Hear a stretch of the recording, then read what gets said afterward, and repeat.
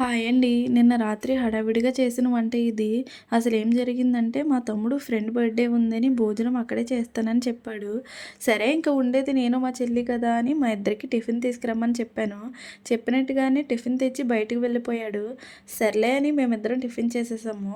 కాసేపటికి మా తమ్ముడు వచ్చి తినడానికి ఏమైనా ఉందా అని అడిగాడు. పార్టీ ఉందన్నావు కదా అని అన్నాను.